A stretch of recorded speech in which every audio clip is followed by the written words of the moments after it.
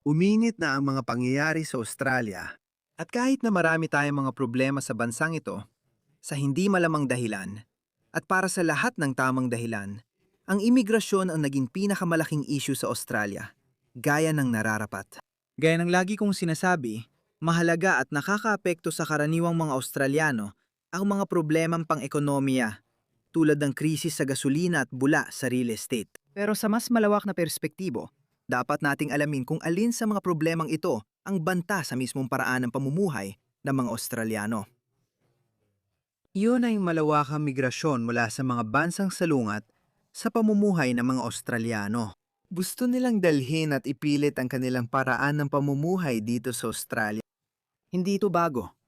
Matagal ko na itong sinasabi, hindi bababa sa 5 o 6 na taon na. Tingnan nyo na lang ang nangyayari sa UK. Narito ang ilang bagong video na lumabas itong nakaraang linggo. Sabi sa caption, nasakop ang London ng walang putok ng baril. Tingnan niyo ito.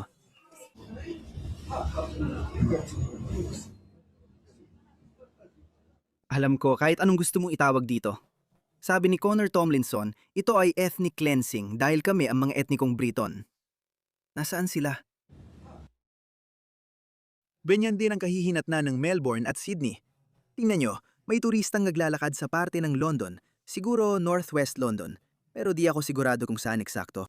Sa London, tanong niya, nasaan ang mga Briton?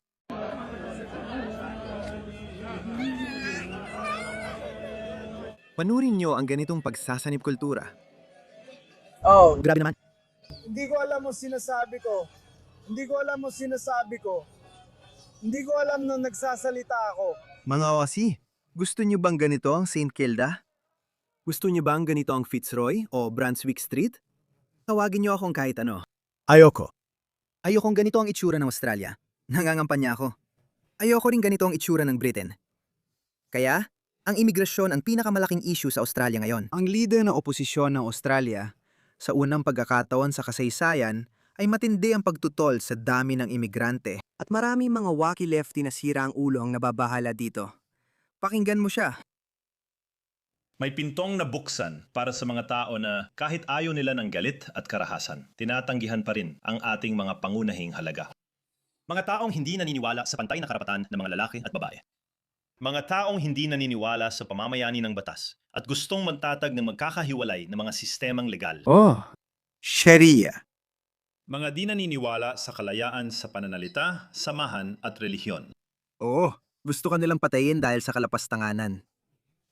Sa Australia, nag-iingat ako dahil may ilang Muslim na tingin ay lapastangan ako. Sa totoo lang, isa nga akong mamumusong. Kaya dapat akong patayin. Dati akong nakakatanggap ng maraming banta sa kamatayan mula sa kanila.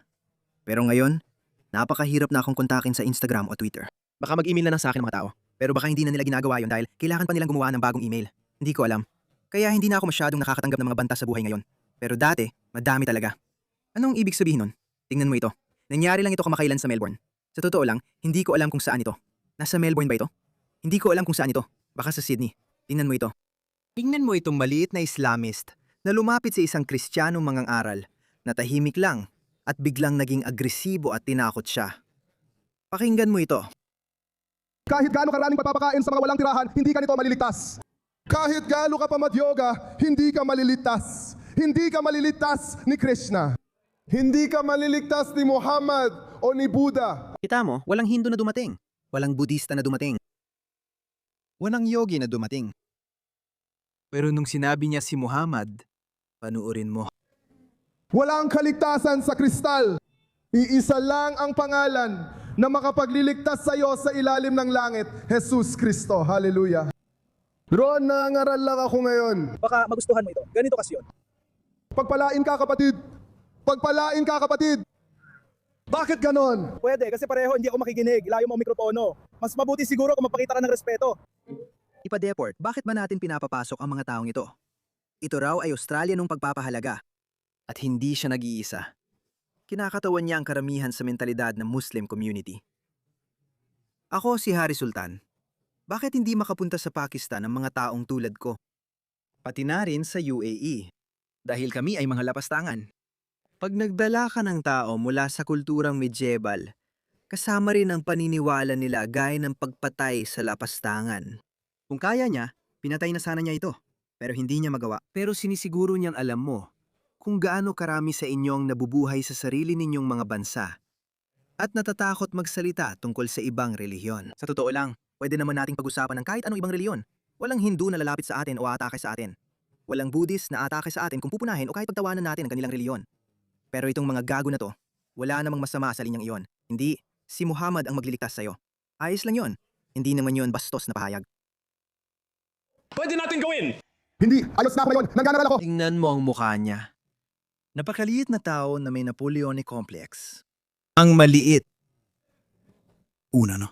Magpakita ka naman ng kaunting paggalang. Mapakita ka naman ng kaunting paggalang. Pagpalain ka ng Diyos. Bakit mo siya tinatawag na kapatid? Mukhang pikon ka pare. Humalis ka na. Oh, ganun ba? Ganun ba talaga? Pagpalain ka ng Diyos. Kita mo, mahal ka ng Diyos. Mahal ka ng Diyos, pare. Sino ang kapatid ko? Si Muhammad ay sumasamba sa Diyos. Mahal ka ng Diyos, kapatid. Mahal ka ng Diyos, kapatid. Mahal ako ni Jesus, kapatid. Mahal ka rin niya. Ako rin, mahal ko si Jesus. Mahal ka ni Jesus, kapatid. Nakikita ko yon. Mag-ingat ka sa sinasabi mo, Adam. Alam mo ang ibig kong sabihin? Mahal ka ng Diyos, kapatid. Mahal ka ng Diyos at nais niya ng relasyon sa iyo. Ito palang ibig sabihin ni Angus Taylor nang sinabi niya ito. Mga taong hindi naniniwala sa kalayaan sa pananalita, pagsasama-sama at relihiyon. Sa mga nagdaang panahon, kabilang na ang mga Islamistang ekstremista. Dapat maging diplomatiko rito. Mga ordinaryong Muslim sila. Kung mag-survey ka ngayon sa mga Muslim na Australiano, sigurado kong karamihan ay sasabihin na hindi dapat payagan ang kalapastanganan. Hindi ito kalayaan sa pananalita, kundi kawalang galang. Ganito ang sagot nila. Alivas iyan sa mga pagpapahalaga ng Australia. Sa matagal na panahon, nagbulag-bulagan tayo sa realidad ng imigrasyon at integrasyon. Ang mga nagmumula sa mga liberal na demokrasya ay mas malamang na sumunod sa mga pagpapahalaga ng Australia kumpara sa mga nagmumula sa ibang lugar. Bakit kapag Amerikano o Briton ang lumipat sa Australia o kabaliktaran, di natin naririnig ang ganitong suliraning panlipunan? Wala tayong nakikita ang Australiano na sinusubukang pabagsakin ang konstitusyon ng Amerika. Isang Australiano sa Britanya sinusubukang pabagsakin ang monarkiya. Wala tayong ganitong problema dito. Bakit kaya? Magkapareho tayo ng pagpapahalaga. Pero kapag nagdala ng tao mula sa bansang Muslim, gusto raw ng bawat Muslim ng Sharia sa Australia. Na mayroong sharia ni Allah subhanahu wa ta'ala na naghihintay na maitatag. Nakakalimutan natin yun araw-araw. Bawat araw na wala ang sharia ni Allah subhanahu wa ta'ala, nawawalan tayo ng danggal. Tayo ay minamalit. Nagmura na ang dugo ng mga Muslim. Gusto namin ng Sharia at Britanya.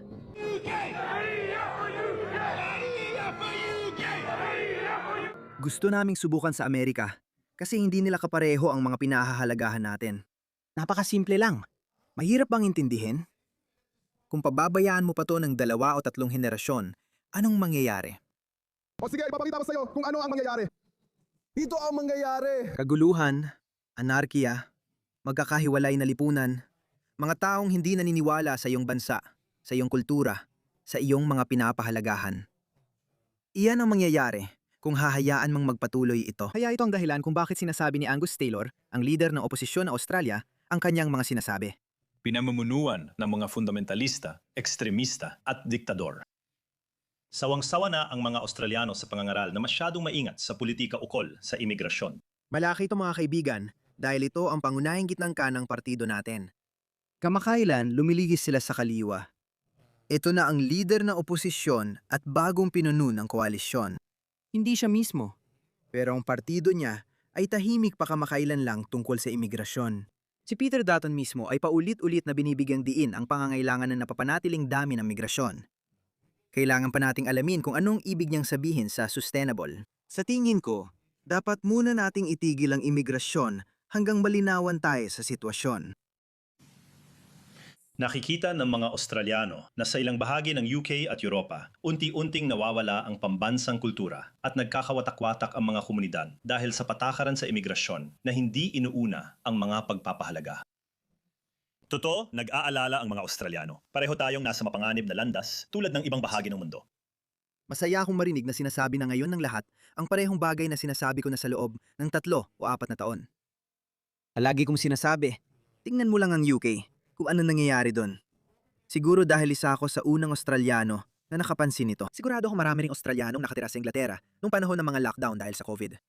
Dahil hindi ako pinayagang makauwi sa Australia at naipit sa Inglaterra noong 2021, nakita ko mismo ang laki ng pagkakaiba ng Australia at United Kingdom noon. Magkapareho man sila ng pinapahalaga at kultura, magkaiba pa rin ang itsura nila.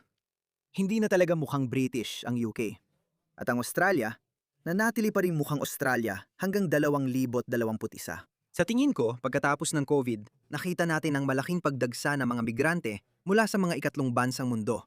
Kaya ngayon, may mga lugar sa Sydney at ilang bahagi ng Melbourne na nagsisimula ng magmukhang mga ghetto ng ikatlong mundo.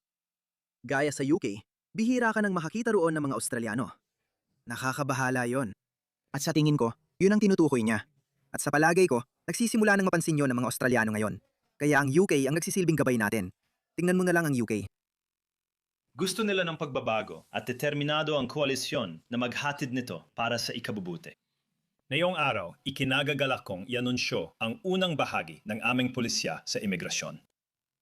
Magpo-focus ako sa plano namin sa migrasyon batay sa mga pagpapahalagang Australiano, bahagi ng mas malawak na agenda, kabilang ang pagpapababa ng bilang sa napapanatiling antas. Pero ngayon, buong pagmamalaki naming ilalagay ang mga pagpapahalagang Australiano sa sentro ng pulisya sa imigrasyon. At may tatlong pangunahing haligi ang aming pulisya para itaas ang mga pamantayan sa imigrasyon. Una, inuna ang mga pagpapahalagang Australiano. Pangalawa, isinasara ang pinto sa mga taong umaabuso sa ating sistema ng imigrasyon. Kalahati ng mga Muslim ay wala na. Wala na ang tagagasa. Mga Libyan, Syrian, Afghan. Wala tayong Libyan at Syrian, pati mga Afghan wala na. At pangatlo, pagharang sa mga radical. Hindi talaga mahirap mga pare. Hindi rin sila mahirap. Sinabi niyang unahin ang mga pagpapahalagang Australiano na matagal ko na ring sinasabi. Mahalaga ang pagpapahalaga. Ang pagpapahalaga ang pundasyon ng lipunan. Gamit ang sekular na liberal na pagpapahalagang Anglo, nabuo ang Australia na alam natin ngayon. Kapag pinalitan ng mga pagpapahalaga ng mga medieval na Islamikong paniniwala, gaya ng pagbabawal sa pamumusong, kawalan ng kalayaan sa pananalita, burka, nikab, at homopobya na karaniwan sa bansang Muslim. Sa tingin mo, ano ang mangyayari sa Australia? Magiging katulad pa rin ba ang Australia na mahal natin, kahit kasamang mga tanga at woke? O magiging parang Iran na ang mga woke na ito ay nakasabit na sa mga crane? Napakasimpleng punto lang. Sa anumang kaso, napansin naman ito. Maraming kaliwang woke ang galit dito. Si David Shoebridge ito. Leader siya ng Greens Party. Nako, wag naman ang Greens. Pinakamasamang bangungot ko ay sila ang bagong kaliwa ng Australia. Kaya sinabi niyang ang planong ibalik ng koalisyon ang bersyong 2026 ng White Australia Immigration Policy ay patunay na kontrolado na sila ng mga ekstremista. Pinapatunayan lang yon ng pag-atake ni Angus Taylor sa mga Palestinong refugee mula Gaza. Kaya sinasabi ni Angus Taylor na sobrang dami ng mga makasariling migrante ang nagpapabigat sa bansa. Totoo naman. Pasensya na. Kapag nagdadala ka ng mababang kalidad na migrante, bababa rin ang kalidad ng lipunan. Hindi na kailangang pagandahin ang katotohanan. Hindi natin kailangang magdahilan dito. Walang mas mahalaga kaysa sa kaligtasan ng bansang tinitirhan natin. Nagamitin ng leader ng oposisyon ang kanyang unang malaking talumpati tungkol sa pulisya upang balaan na masyadong maraming migrante na makasarili ang nagsamantala sa Australia at unti-unting sinisira ang pambansang kultura. Totoo yan. Ano pa?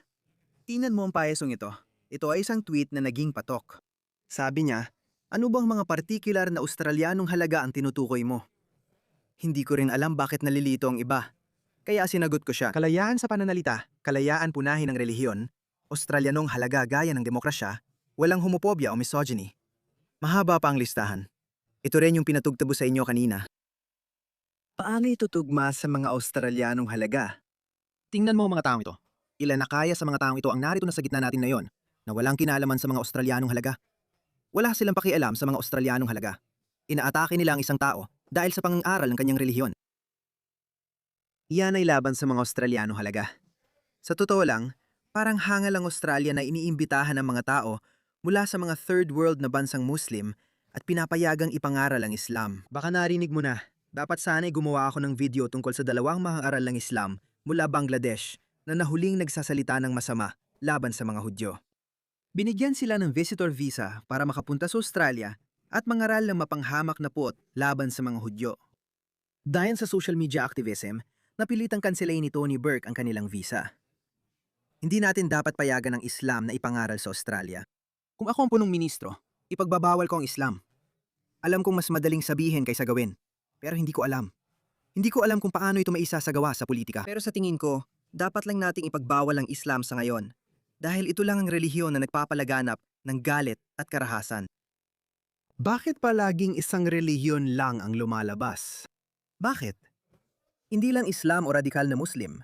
Halimbawa, 10,000 ang illegal na nananatili sa Australia dahil daw hindi maayos ang visa system. Higit 77,000 katao ang illegal na naninirahan sa Australia at may ilang nag-overstay sa visa na mahigit 1 dekada ng hindi natutuklasan ayon sa datos ng gobyerno.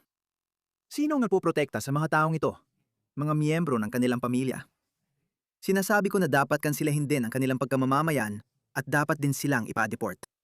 Kung hindi mo mahal at nirerespeto ang batas ng Australia, bakit ka naman nirerespetuhin ng Australia? Marami akong kamag-anak mula Pakistan na nananatili rito at laging bumabalik sa Pakistan.